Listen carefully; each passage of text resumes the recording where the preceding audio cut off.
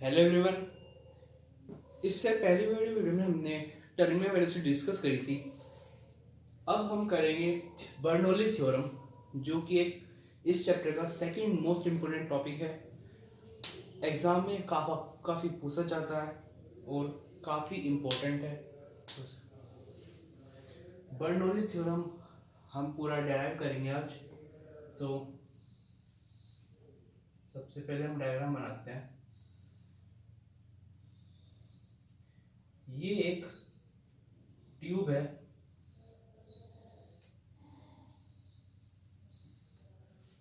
जो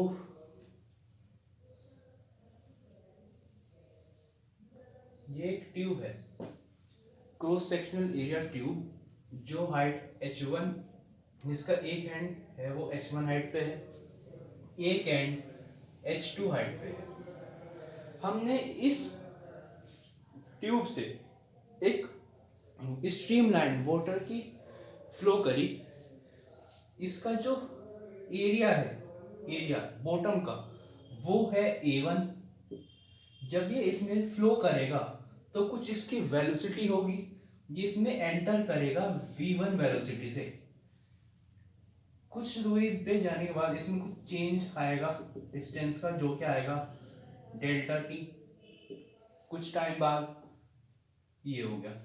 यहाँ पे जब ये एंटर करेगा तो इसमें एक प्रेशर भी लगेगा P1, जहां से एंटर करेगा। अब ये बिग एंड की तरफ से स्मॉल एंड की तरफ जा रहा है, तो यहाँ पे भी चेंज आएगा। जब ये यहाँ से बाहर निकलेगा तो v2 वेलोसिटी होगी, इसका एरिया a2 होगा और चेंज डेल्टा टी ही रहेगा। यहाँ पे प्रेशर अलग होगा, थोड़ा सा ज्यादा होगा, P2। ये कंडीशन है। हमने एक फ्लूइड को v1 वेलोसिटी से एक ट्यूब में फ्लो करा और v2 वेलोसिटी वो बाहर निकली। इन दोनों की हाइट h1 एंड h2 है। अब जो बर्नौली थ्योरम है वो क्या कहता है, when we flow a fluid from a varying cross sectional area tube, the total energy, जब हम किसी ट्यूब से किसी भी लिक्विड को जिसका क्रॉस एरिया होता है उसमें से फ्लो करते हैं, तो उसमें जो सारी जो एनर्जीज होती हैं, सारी एनर्जी क्या होती हैं, इसमें कौन कौन सी आएगी, काइनेटिक एनर्जी, पोटेंशियल एनर्जी और जो प्रेशर एनर्जी होती है वो कांस्टेंट होगी। ये सारी कांस्टेंट होगी। तो ये बर्नौली थ्योरम का स्टेटमेंट है। तो हम लिखते हैं when we flow a liquid through a varying cross sectional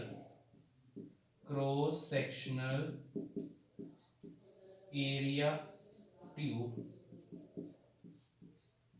the total energies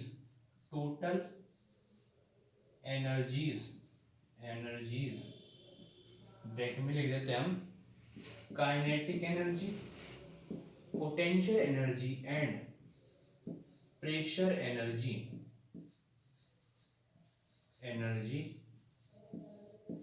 remains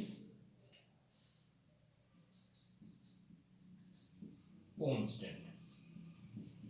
her point पे ये तीनों एनर्जीज कांस्टेंट होगी। ये इसका स्टेटमेंट है। तो सबसे हम निकालते हैं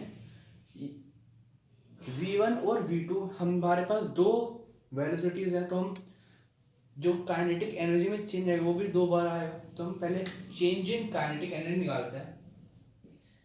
चेंज इन काइनेटिक एनर्जी, जो काइनेटिक एनर्जी का फॉर्मूला होता है वो होता है हाफ mv²। यहाँ पे दो वेलोसिटीज हैं, तो हम यहाँ पे लिख देते हैं delta change in kinetic energy is equals to half. पहली जो वेलोसिटी है वो है v1।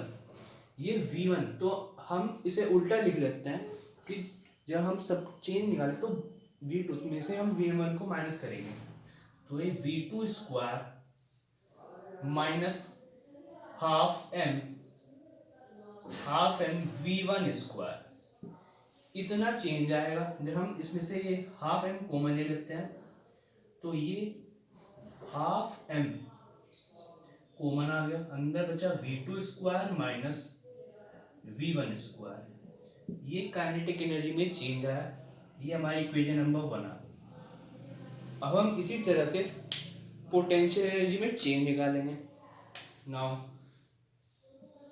Change in potential energy, potential energy कितने चेंज आएगा?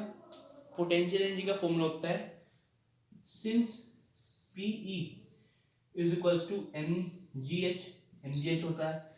यहाँ पे हमारे पास दो हाइट है तो यहाँ पे h2, इनका चेंज हम निकाल रहे हैं। यहाँ पे लिखते हैं चेंज इन पोटेंशियल एनर्जी, ये होगा mgh2 माइनस mgh1। जो मास और ग्रेविटी है वो तो सेम ही रहने हर पॉइंट पे, तो हमारे पास हाइट में चेंज है, तो हमने ये इतना चेंज आया, ये हमारे पास इक्वेशन नंबर 2 आ गई। अब हम निकालेंगे चेंज इन प्रेशर एनर्जी, यहाँ पे निकाल लेते हैं। Now change in pressure energy, change in pressure energy आएगा, वो आएगा P1 V1 A1 delta T. ये सारों हम ऐड कर देंगे, मतलब जैसे चेंज इन P1 ये इक्वल आएगा P1 V1 A1 delta T minus P2 V2 A2 delta T, ये आएगा। ठीक है, इतना चेंज आएगा। अब जो हमें पता है, जो A1 V1 होता है और जो A2 V2 होता है वो वेलोसिटी के इक्वल होता है बाय इक्वेशन ऑफ कॉन्टिन्यूटी। उसके हिसाब से सिंस, ये ऐसे हम बाद में लिख देते हैं, इतना चेंज आया। अब हम निकालते हैं टोटल एनर्जी, इन सब का सम कर देते हैं हम टोटल एनर्जी। टोटल एनर्जी होती है, टोटल एनर्जी जो होती है काइनेटिक प्लस पोटेंशियल। यहाँ पे टोटल एनर्जी क्या है? प्रेशर एनर्जी, ये इन दोनों के सम के इक्वल है, तो ये आ जाएगा P1 V1 A1 delta T. ये तो मैंने इस तरफ ले लिया ये वाली वैल्यू, और जो माइनस है ये हमने इस तरफ भेज दी के और पी ए के पास, यानी P2 V2 A2 delta T plus के half m V2 square minus V1 square plus mg H2 minus H1।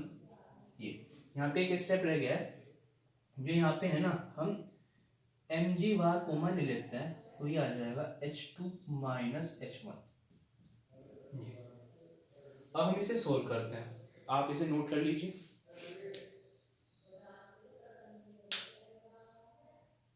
तो मैं इसका स्टेटमेंट मिटा देता हूं, ये आ जाएगा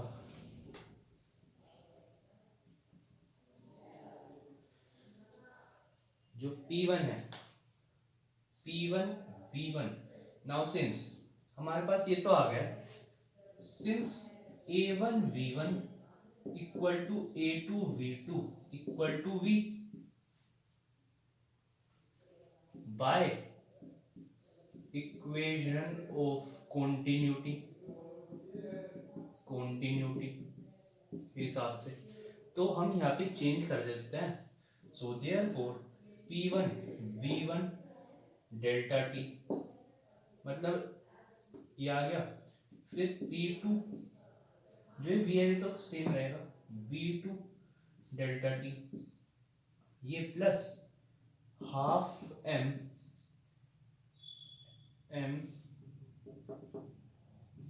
V2 square minus V1 square, ये plus plus MgH2 minus H1, ये आ गया। अब हम यहाँ पे वॉल्यूम का फॉर्मूला लगाते हैं जो कि होता है मास इनटू डेंसिटी। यहाँ पे डेंसिटी नहीं है तो हम यहाँ से एक काम करते हैं, वॉल्यूम से मल्टीप्लाई कर देते हैं जिससे कि हम बना पाए। तो ये आ जाएगा V1 P1 V delta T is equals to P2 V P2 delta T। यहाँ पे हाफ m से हम मल्टीप्लाई कर देते हैं इसकी डेंसिटी की रो की, और यहाँ पे भी हम डेंसिटी की मल्टीप्लाई कर देते हैं। तो V2 square minus V1 square plus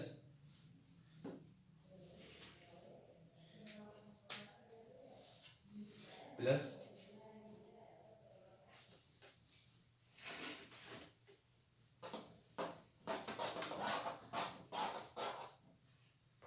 ये आ जाएगा mg रो H2 माइनस H1, ये आ गया। अब मास इनटू डेंसिटी क्या होती है, ये होती है वॉल्यूम।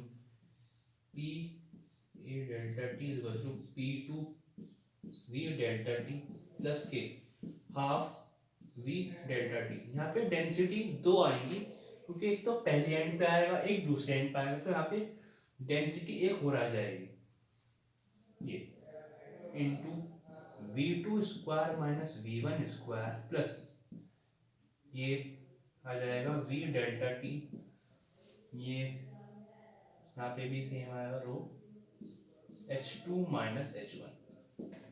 अब हम क्या करते हैं पूरी इक्वेशन में V डेल्टा T से डिवाइड कर देते हैं, divide by V delta T in whole equation और एक्सप्रेशन।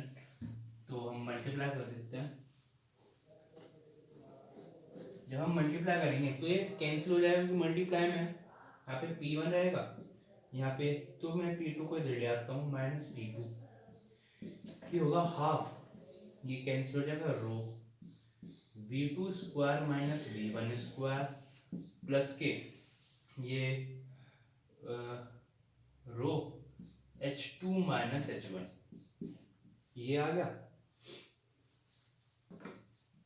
नाउ जो V2 टू वाली टर्म्स है उन्हें तो हम एक तरफ ले लेते हैं, और जो वन वाली टर्म्स है उनको एक तरफ, जैसे P1 यहाँ हम हाफ रो की V1 में मल्टीप्लाई करते हैं इधर ले आते हैं प्लस के half rho V1 square plus के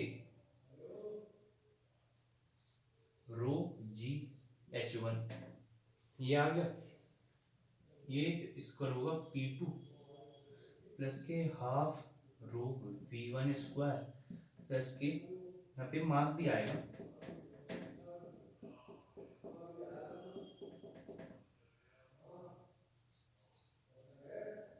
मास इनटू H1 और ये M रो H2, ये आ गया।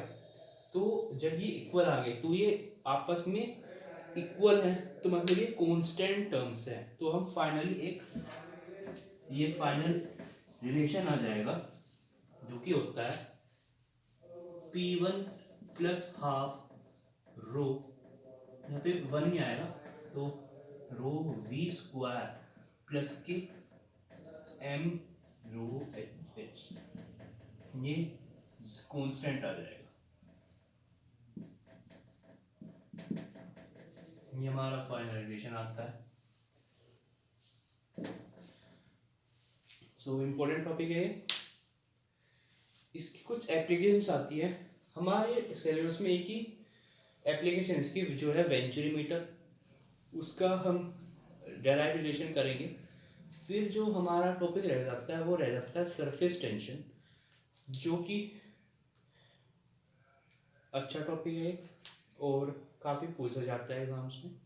तो अगला टॉपिक हमारा वैसे वेंचुरीमीटर होगा। So thank you everyone.